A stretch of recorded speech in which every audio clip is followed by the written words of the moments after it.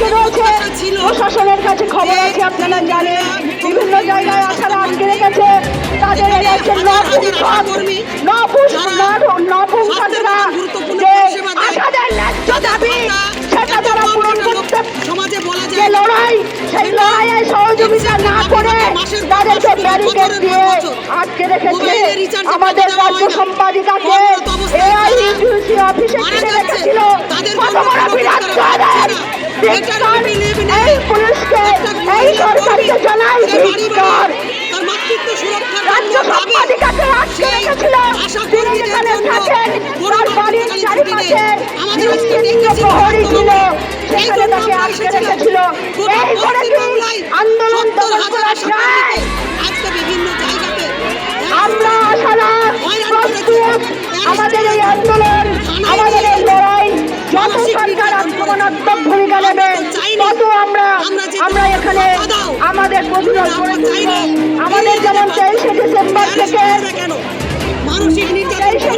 থেকে যেমন কর্মবিরতি চলছে, আমাদের কর্মবিরতি সেরকমই চলবে। আপনারা সকলে প্রস্তুত থাকুন, কারণ কোনো আধিকারিকের হুমকিতে আমরা ভয় পাবো না।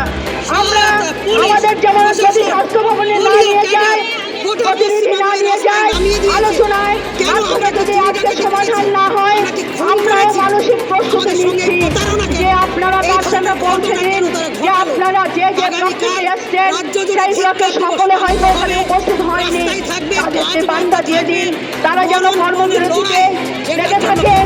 কোনো কাজ মা শিশুর যেটুকু আমরা ফোনের মাধ্যমে হেল্প করছিলাম সেটুকুও বন্ধ হবে। এই সরকারকে একদম নাচারি চুবানি খাইয়ে দেবো, এই সরকারকে একদম নাচারি চুবানি খাইয়ে দেবো। কোনো গাড়ি যেতে দেবো না, কোনো মা হোম ডেলিভারি হোক, এই সরকারের মুখ পুরুষ, এটাই আজকে আমরা চাইছি।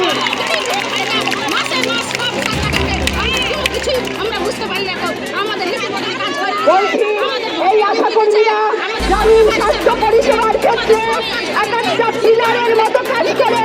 সেই আশাকর্মীদের জন্য আজকে রাজ্যের সমস্ত পুলিশ প্রশাসনকে নামিয়েছে। আমি নদিয়া থেকে এসেছি, নদিয়ার বিভিন্ন ব্লকের নেতৃত্বের বাড়িতে ফোন করেছে গতকাল থেকে, রাজ্য জুড়ে করছে এবং বিভিন্ন স্টেশনে পুলিশ রেখে দিয়েছে তারা যাতে বহুজন আসতে পারেনি বাধা দেওয়ার কারণে। তাদেরকে বলা হয়েছে, আপনাদের নেতৃত্বের সাথে কথা হয়েছে, কত বড় প্রতারণা দেখুন, মিথ্যে কথা বলেছে। আমাদের যা দেখা যাচ্ছে উনি লক্ষ্মীর ভান্ডার বাড়িয়ে দিচ্ছেন, উনি বাড়ি বাড়ি একটা কলহ লাগিয়ে দিচ্ছেন, উনি ক্লাবকে টাকা দিচ্ছেন, উনি মদের ভান্ডার তৈরি করছেন, উনি সব কিছু করেছেন। আজ সারাদিন খাটনি করে আমি আশা দিদি, আমি আমার সংসারের কাজ করবো, আমার বাচ্চা দেখবো, আমি রান্না করবো, আমার ব্যাপারটা আমার